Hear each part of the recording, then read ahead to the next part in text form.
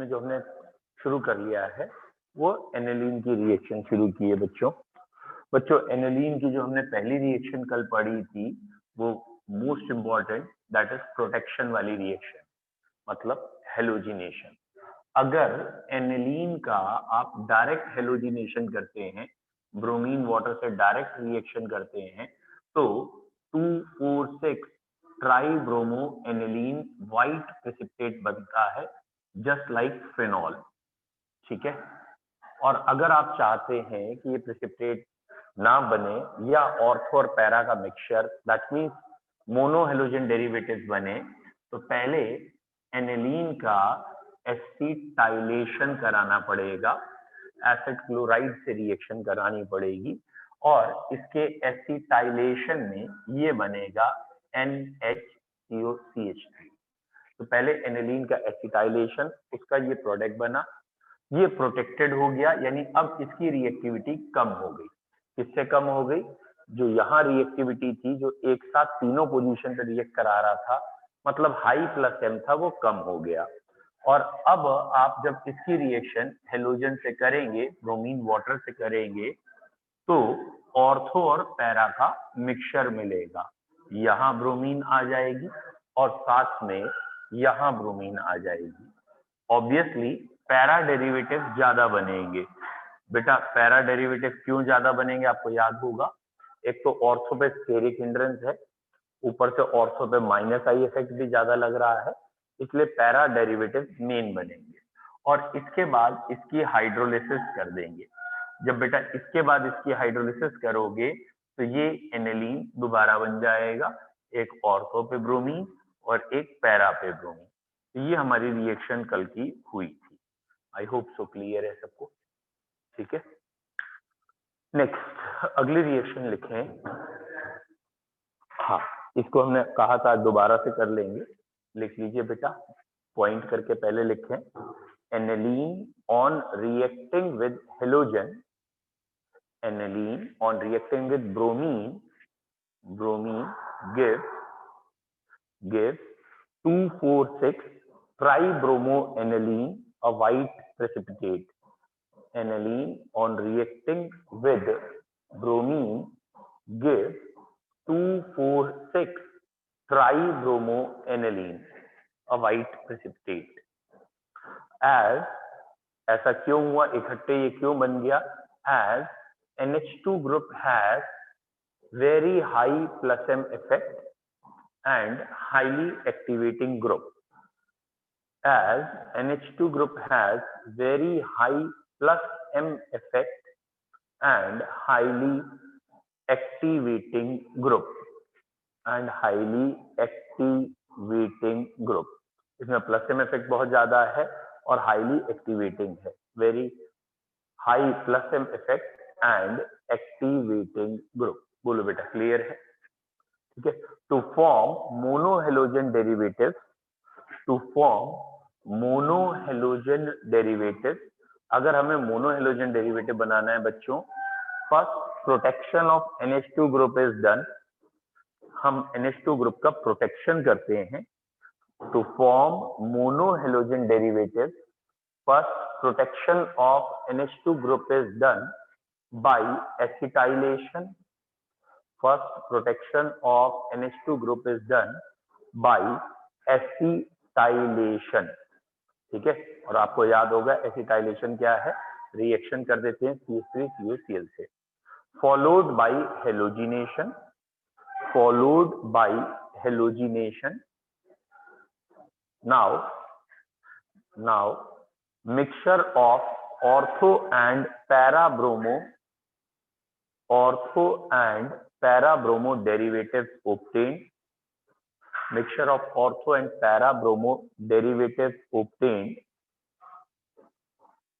which on hydrolysis, और बेटा इस डेरिवेटिव का अगर कोई नाम पूछे तो क्या है, acetanilide. Mixture of ortho and para bromo acetanilide. ये एनिलीन है और ये ग्रुप एसिड है। ये कल वाली रिएक्शन ही चल रही है, कल वाली रिएक्शन लिखाई नहीं थी तो हमने कहा था ना आज लिखेंगे। Mixture of ortho and para bromo acetanilide obtained, which on hydrolysis gives which on hydrolysis give, इसकी अगर हाइड्रोलिसिस करेंगे तो ortho and para bromo aniline, ortho and para bromo aniline, ठीक है, चाहे आप लिख सकते हैं para product is major product. इस रिएक्शन का जो मेजर प्रोडक्ट है वो पैरा है। Para product is major product. इस रिएक्शन में मेजर प्रोडक्ट पैरा है। एसिड एनालाइड, ठीक है, पैरा ब्रोमो ACET एसिड, फिर ANILIDE एनिलाइड, एसिड एनालाइड, ठीक है। कोई डाउट बच्चों? क्लियर है? रिएक्शन लिख ली पूरी, मिटा दूं? जल्दी से रिएक्शन लिख लें बेटा इसके। नेक्स्ट है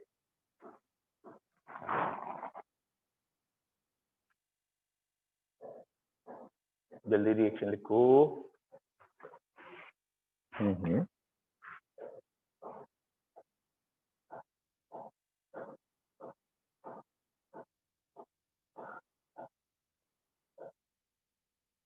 ठीक है, हो गए, मिटा दूं?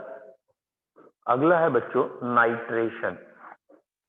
नाइट्रेशन, और ऑब्वियसली ये भी इंपॉर्टेंट है, एनिलीन का नाइट्रेशन। बेटा अगर एकदम डायरेक्ट नाइट्रेशन करते हैं स्ट्रॉन्ग एजेंट से लेके तो एनिलीन का एक तरीके से डिकम्पोजिशन भी हो सकता है। तो एनिलीन का जो हम नाइट्रेशन कर रहे हैं, बिठाऊं इसे पहले, तो अगर हम डाइल्यूट नाइट्रिक एसिड से करते हैं, ठीक है, देखिए बेटा ये नाइट्रेशन रिएक्शन इस वजह से बहुत इंपॉर्टेंट है कि एनिलीन के नाइट्रेशन में नाइट्रो ग्रुप आके लगेगा, ठीक है।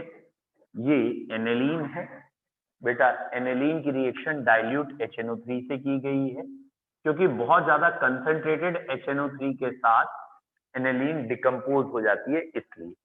तो डाइल्यूट HNO3 से जब इसका नाइट्रेशन करते हैं तो बेटा यहाँ पे पैरा प्रोडक्ट बनते हैं, पैरा नाइट्रो एनिलीन, हमें मालूम ही है बनने ही है, पैरा डेरिवेटिव मेजर होते हैं।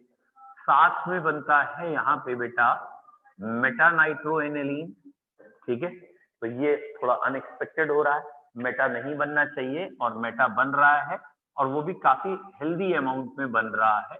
और सबसे कम बनता है ऑर्थो नाइट्रो एनिलीन। तो यहाँ अगर परसेंटेज वाइज अगर एनसीईआरटी की मान लें तो 51%, 47% एंड 2% है।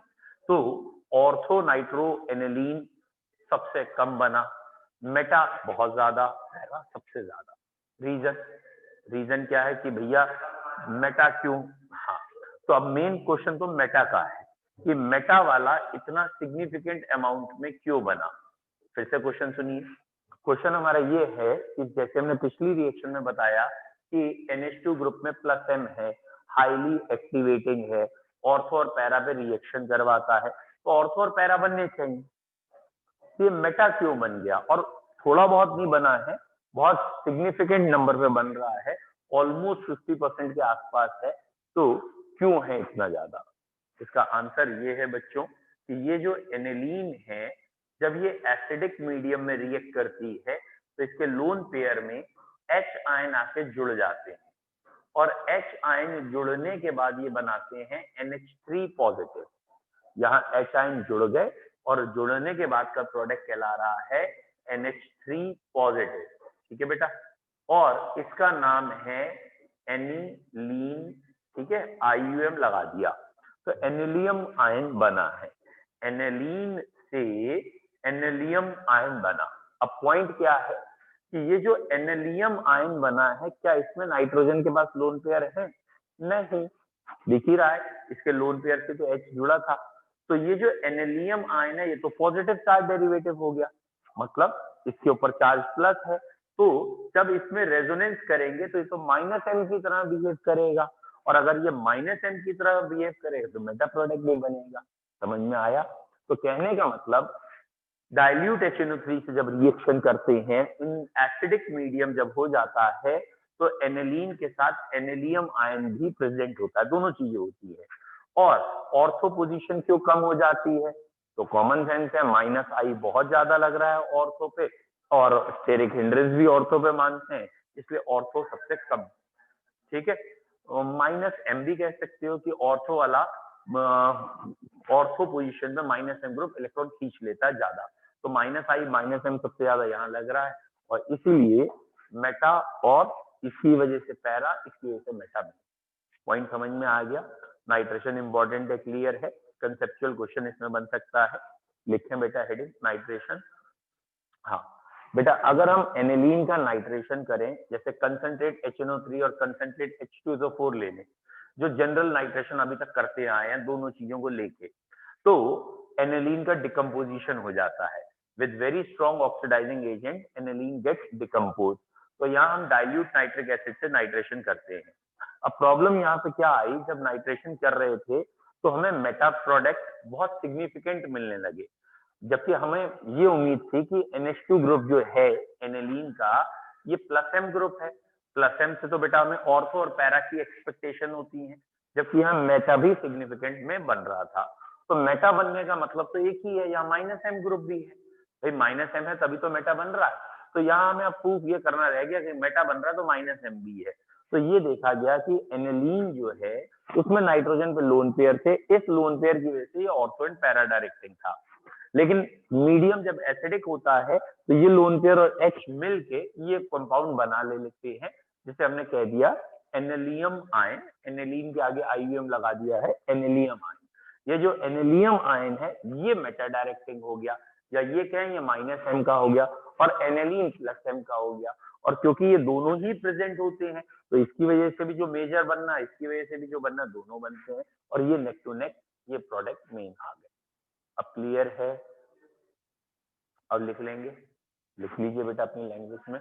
Aniline on direct nitration with strong oxidising agent, aniline on direct nitration with strong oxidizing agent, with strong oxidizing agent undergoes decomposition, undergoes decomposition.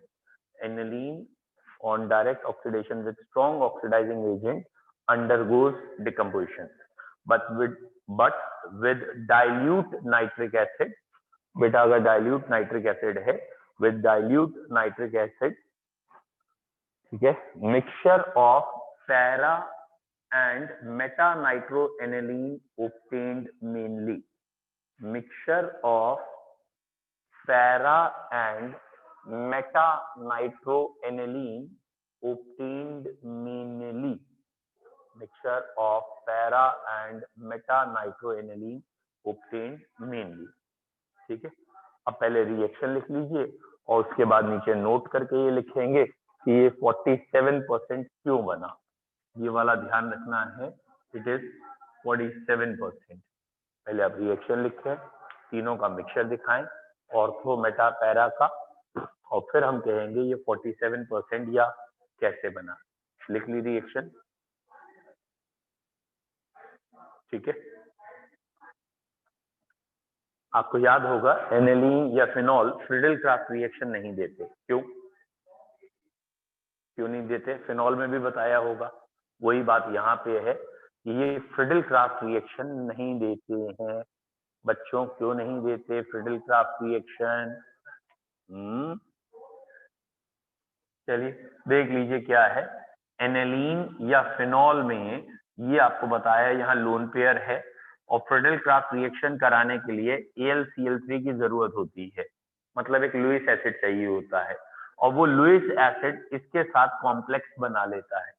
और क्योंकि वो लुईस एसिड इन लोन पेयर के साथ कॉम्प्लेक्स बना लेता है, मतलब वो लुईस एसिड यहाँ रिएक्ट ही नहीं कर रहा एल्काइल हैलाइड से, तो कार्बोकेटाइन बनी नहीं रहा, रिएक्शन नहीं हो रही। तो याद रखिएगा एनिलीन या फिनॉल फ्रिडल क्राफ्ट रिएक्शन नहीं देते, क्योंकि जो हम लुईस एसिड लेते हैं वो इलेक्ट्रोफाइल जनरेट नहीं करते। चलिए ये लिख लिया आपने, एनिलीन एनिलियम आयन, इसे लिख लिया होगा, पहले वाले को प्लस एम, दूसरे वाले को minus M, anilinium ion minus M है, तो पहला वाला ऑर्थो एंड पैरा डायरेक्टिंग है, दूसरा वाला मेटा डायरेक्टिंग है। First is ortho and para, second is Meta directing. बोलो बच्चों, क्लियर है तो मिटाऊं? जल्दी बताइए। ठीक है, नेक्स्ट एनिलीन का सल्फोनेशन। एनिलीन का सल्फोनेशन करेंगे बेटा। पहला हेलोजिनेशन था, फिर नाइट्रेशन था, और अब है सल्फोनेशन। फिडल क्राफ्ट होती नहीं है बच्चों। जब एनिलीन की रिएक्शन सल्फ्यूरिक एसिड से कर दें तो ये कहलाएगा सल्फोनेशन। और पहला पॉइंट तो कॉमन सेंस है, कई बार बोल दिया अब मैंने। एनिलीन बेस है, सल्फ्यूरिक एसिड एसिड है, एसिड और बेस मिलके सॉल्ट बनेंगे, NH3 पॉजिटिव HSO4 नेगेटिव, ये तो सॉल्ट बन गया। बट ये सॉल्ट इसके बाद ये सॉल्ट रीअरेंजमेंट होता है वाटर इसमें से निकलने के बाद, और ये बना देता है बेटा, ये कंपाउंड आ जाता है SO3H। वाटर इसमें से आप निकाल के देखिए, एक H2O निकाल के देखिए तो आपको दिख जाएगा OH सल्फ्यूरिक एसिड का और H वहां का। तो ये फाइनली चेंज हो जाता है इसमें। इस कंपाउंड का नाम क्या है बेटा? इस कंपाउंड का नाम है para amino benzene sulphonic acid. Para amino benzene sulphonic acid.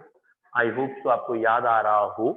Para amino benzene sulphonic acid कहाँ पढ़ा है? जैसे आपने थोड़ी देर पहले या कुछ टाइम पहले आपने पढ़े थे कार्बोक्सिलिक एसिड या एल्डिहाइड कीटोन में आपने पढ़े थे प्रोटीन या अमाइनो एसिड्स होते हैं। तो ध्यान से देखिए, ये भी तो एक अमाइनो एसिड है, इसमें एक अमाइनो ग्रुप है और ये एक एसिड ग्रुप है। तो ये वाली चीज क्या कहलाएगी? Amino acid. फिलहाल इस चीज को हमने एक बारी पहले और पढ़ा है एक चैप्टर में जिसका नाम था सरफेस केमिस्ट्री। वहां हमने पढ़ा था zwitter ion, ZWITTER। Zwitter ion क्या था बेटा? कि यहाँ से ये वाला H निकल के यहाँ चला जाता है, और जब ये वाला H निकल के यहाँ चला गया तो ये आ गया NH3 पॉजिटिव और ये आ गया SO3 नेगेटिव। अगर एक ही आयन पे दोनों चार्ज हों तो वो कहलाते हैं ज्विटर आयन, और ये रिएक्शन भी नियरली 200 डिग्री के आसपास चलती है। तो यहाँ ये वाला आयन बन जाता है which is termed as Zwitter ion। बच्चों आपको याद आ रहा होगा, dipolar ion is named as Zwitter ion। जहां एक से ज्यादा चार्जेस या दो अपोजिट चार्जेस एक ही आयन में हो तो हम उसे कह देते हैं ज्विटर आयन। बोलो बेटा, क्लियर है? लिख लिया है?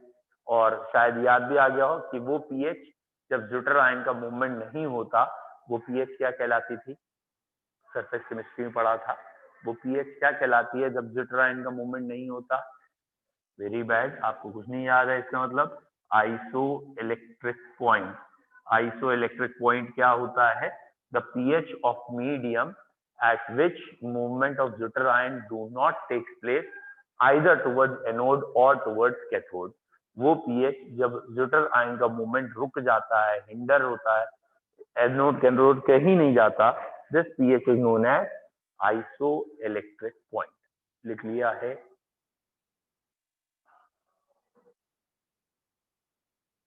ठीक है,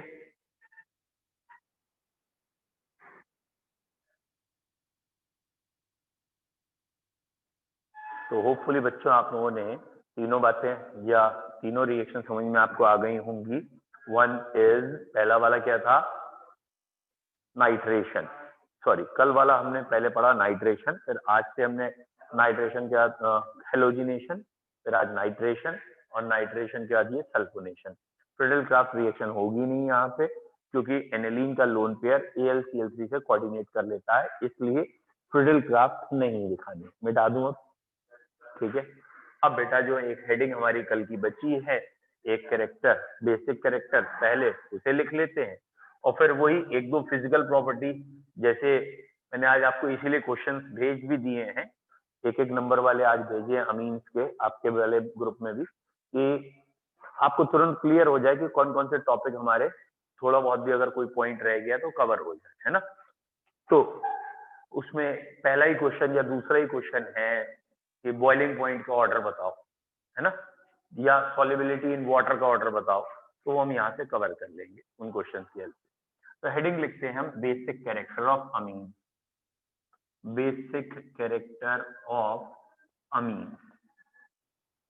बच्चों, अमीन्स का जो बेसिक कैरेक्टर है वो इंडक्टिव इफेक्ट इस पे डिपेंड करेगा, और inductive effect, hydrogen bonding, steric hindrance, और ऑब्वियसली जहां रेजोनेंस है तो वहां रेजोनेंस भी।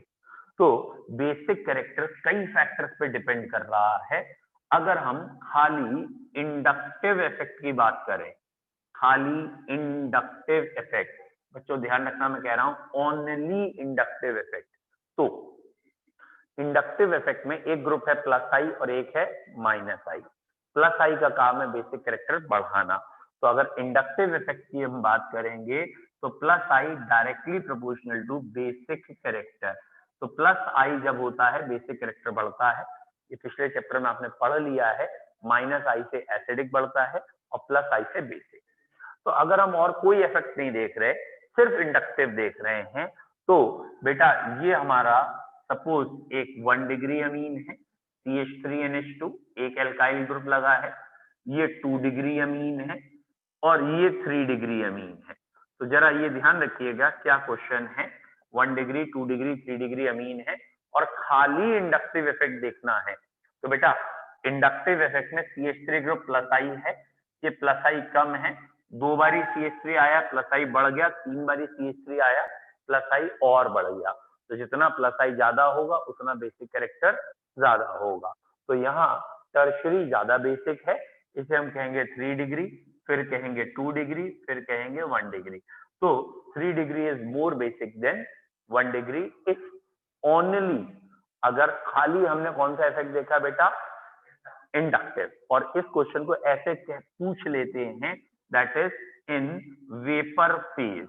तो ये एनसीईआरटी में गिवन भी है कि अगर वेपर फेज की बात हो रही होगी, खाली वेपर्स में सोचना होगा, तो वेपर फेज में 3 डिग्री अमीन ज्यादा बेसिक है 2 डिग्री से, और 2 डिग्री अमीन ज्यादा बेसिक है 1 डिग्री। पहला, हाँ बेटा, हाँ वेपर फेज में एक्चुअली हाइड्रोजन बॉन्ड नहीं है क्योंकि वो ब्रेक हो चुके हैं, स्टेरिक हिंड्रेंस नहीं है क्योंकि वेपर्स में डिस्टेंस या ये क्या गैप ज्यादा मान के चल रहे हैं।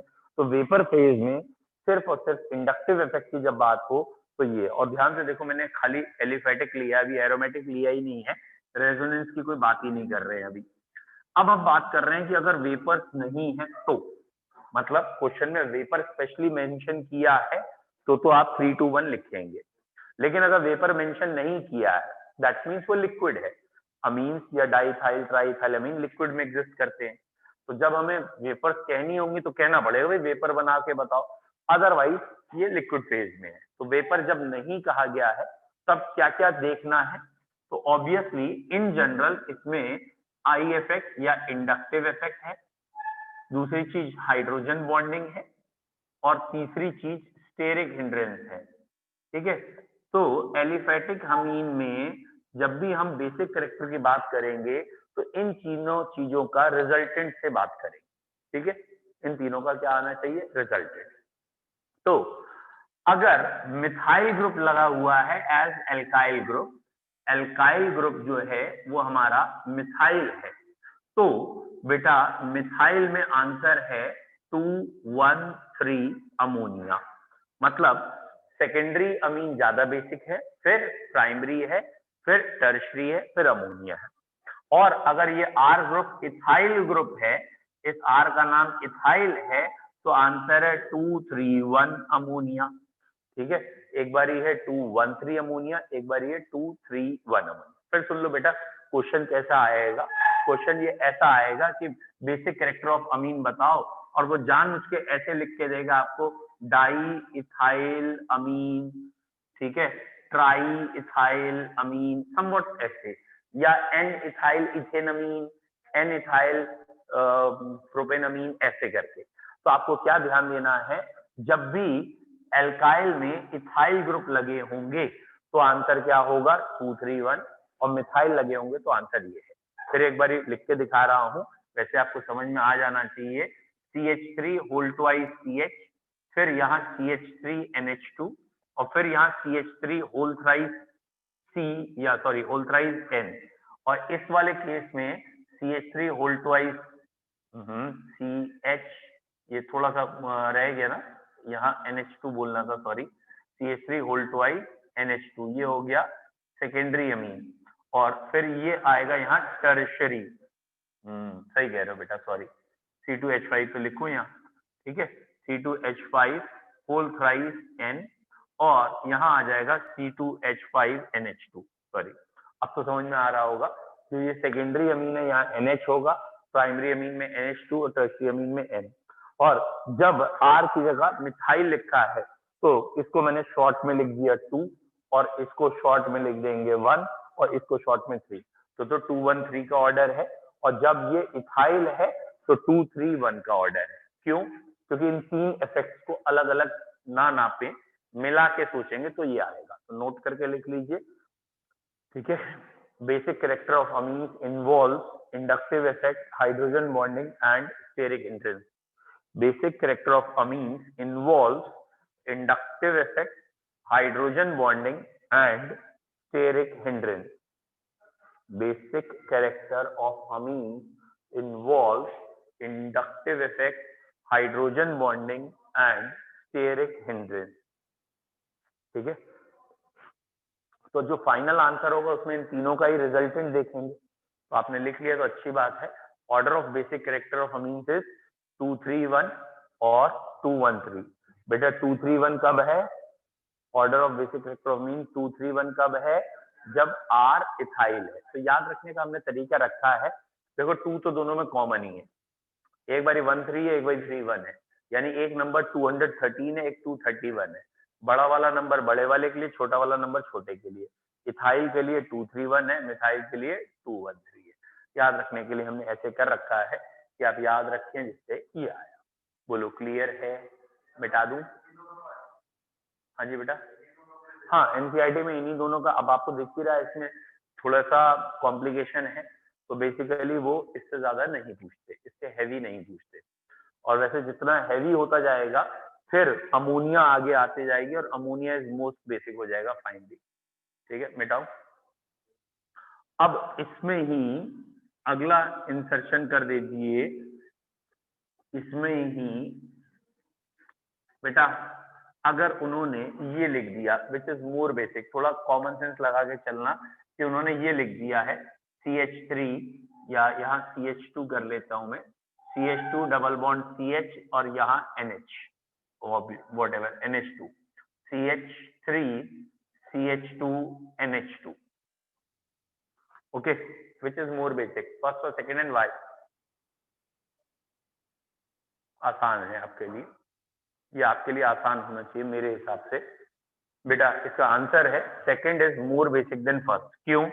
एक रीजन तो ये है कि ये प्लस आई ग्रुप है और ये माइनस आई ग्रुप है, और माइनस आई से बेसिक कम होता है, लेकिन असली मुद्दा ये नहीं था। असली मुद्दा ये था, ये रहा लोन पेयर, और ये लोन पेयर सिंगल डबल, यानी ये लोन पेयर रेजोनेंस में इन्वॉल्व होगा, ये वाला तो इन्वॉल्व नहीं है।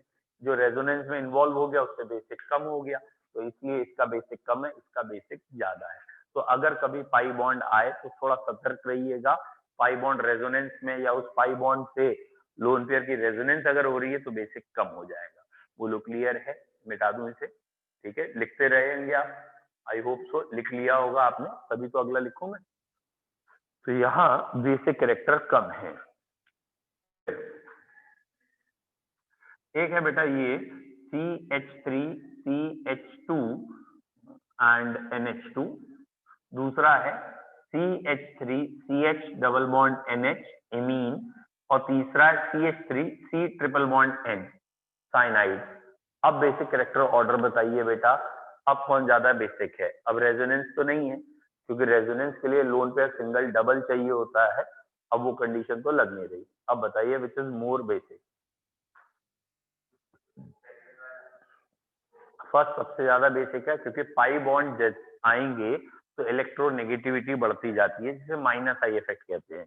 जैसे कि मैंने आपको यहाँ पहले बताया था कि पाई बॉन्ड आने से माइनस आई इफेक्ट आया, तो ऐसे ही यहाँ पे भी माइनस आई इफेक्ट है दोनों में। तो ऑब्वियसली फर्स्ट सबसे ज्यादा बेसिक है, फिर सेकेंड है, फिर थर्ड है। तो इनमें भी अगर हम बात करेंगे बेसिक कैरेक्टर की, फर्स्ट, सेकंड, थर्ड आएगा। तो बेसिक कैरेक्टर फर्स्ट का सबसे ज्यादा है, फिर सेकंड का है, फिर थर्ड का, माइनस आई इफेक्ट की वजह से।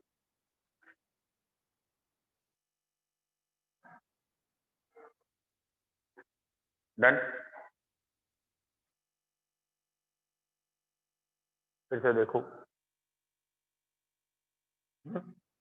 नेक्स्ट, अब हम बात करते हैं कि अगर एरोमेटिक अमीन का क्वेश्चन है, बेटा अगर एरोमेटिक अमीन का क्वेश्चन हो तो ज्यादा 213 123 ये मत लगाना, एक जनरल लॉजिक लगा के बताइएगा। ये रहा एरोमेटिक अमीन और ये कोई एलिफेटिक अमीन है, ठीक है, दोनों ही प्राइमरी अमीन है, which is more basic and why aliphatic are more basic. Simple reason, aromatic में ये जो लोन पेयर हैं ये रेजोनेंस में होंगे और एलिफेटिक में इजीली डोनेट हो सकते हैं। तो aliphatic amines are more basic than aromatic. याद रखिए, अधिकतर क्वेश्चन जनरल ही आते हैं, क्योंकि वो भी जानते हैं इतना बड़ा कोर्स ये सारी चीजें याद रखना संभव नहीं है, तो इसलिए जनरल क्वेश्चन पे ज्यादा फोकस करिए। एरोमेटिक और एलिफेटिक में aliphatic amines are more basic, क्योंकि एरोमेटिक में रेजोनेंस हो रही है।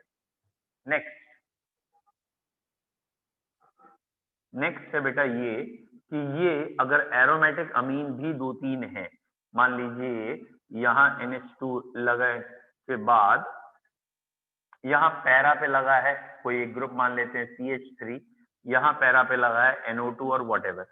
अब बताइए which is more basic and Y.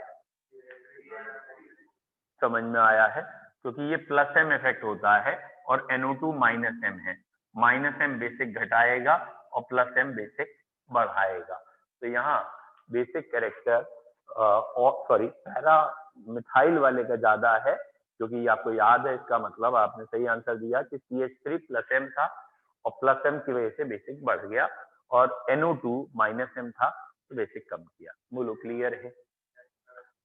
Next question जो मोस्ट प्रोबेबली आपका गलत होना चाहिए पहली बार में, या एग्जाम में अगर ध्यान नहीं आया तो गलत होने के चांसेस ज्यादा है, ठीक है, याद आने के चांसेस कम है, यूजुअली नहीं आते, और ऐसे क्वेश्चन कंपटीशन में ही ज्यादा फोकस होते हैं। ये एक एनेलीन है, ये दूसरा एनेलीन है, और इसके ऑर्थो पोजीशन पे NO2 है, यहाँ नहीं लगा है, which is more basic, first और second, which is more basic and Y and Y. भाई दो में से एक बताना है, तो किसी का सही किसी का गलत हो सकता है, रीजन चाहिए क्यों। तो बेसिक कौन सा ज्यादा है, गुड, ठीक है। तो हमने इस क्वेश्चन में बहुत, चलो बढ़िया, यहाँ मैंने जान उसको इतना सिंपल पूछा कि आप सिंपल भी रखोगे तो भी NO2 ग्रुप माइनस एम है, माइनस एम बेसिक घटाते हैं, बेसिक घटा दिया इन्होंने, तो ये बेसिक ज्यादा हो गया, कोई डाउट। ठीक, अब ये रहा NH2 ग्रुप, बेटा ये रहा NH2 ग्रुप, और अब की यहाँ लगा है CH3, which is more basic, which is मोर, अब बताइए, ठीक है, तो अब भी आंसर यही है। और यहाँ लगना था ऑर्थो इफेक्ट, जो पिछले चैप्टर में पढ़ाया था कि ऑर्थो पोजीशन पे कोई भी ग्रुप लगा हो तो बेसिक कैरेक्टर घटाता है। हाँ, तो वहां पे लगा है, लेकिन वहां जनरल भी सोचोगे तब भी आंसर सही आता। ये माइनस आई ग्रुप है, भाई कोई ऑर्थो भूल भी गया, ऑर्थो इफेक्ट, तो माइनस आई माइनस एम तो घटाएंगे, तो ये तो वैसे भी घटा रहे थे और ऑर्थो इफेक्ट में भी घटा रहे हैं। ऐसे ये क्वेश्चन आ गया कि अब इस क्वेश्चन के बाद ये गलत होने के चांसेस बहुत ज्यादा है। क्यों? क्योंकि एग्जाम में याद आएगा कि भैया CH3 ग्रुप लगा है जो प्लस एम है, और प्लस एम तो बेसिक बढ़ाना चाहिए, ये एक्सेप्शन है। याद आया, पिछले चैप्टर में पढ़ाया ortho effect. What is ortho effect? Any group present at ortho और para position decreases, increases acidic और डिक्रीजेस बेसिक, ठीक है। तो ये दो ही जगह ऑर्थो इफेक्ट लगाना है, एक एनेलीन में लगाना है और एक बेंजोइक एसिड, आपको दो जगह ऑर्थो इफेक्ट का स्पेशल ध्यान रखना है। डन, कोई डाउट? अब तो क्लियर है बेसिक कैरेक्टर। बताइए बेटा, ये वाले क्वेश्चन हो जाएंगे। नेक्स्ट, अब हम बात करनी है इस चैप्टर में बॉइलिंग पॉइंट की, सॉल्युबिलिटी इन वाटर की, ऐसे। तो कौन सी अमीन पानी में ज्यादा घुलेगी? बेटा एक है 1 डिग्री अमीन, जैसे मैंने मिथाइल अमीन ले लिया, ये 1 डिग्री है। एक है इथाइल अमीन जो हमें 2 डिग्री कहनी है, और एक है 3 degree amine, that is 3 degree amine mean trimethyl amine. जैसे वो डाई मिथाइल अमीन था तो ये ट्राई मिथाइल अमीन है, ये डाई मिथाइल अमीन है, सॉरी इथाइल अमीन नहीं है। सो अब हमें बात करनी है, जैसे सपोज पहले बॉइलिंग पॉइंट की, किसका बॉइलिंग पॉइंट ज्यादा है?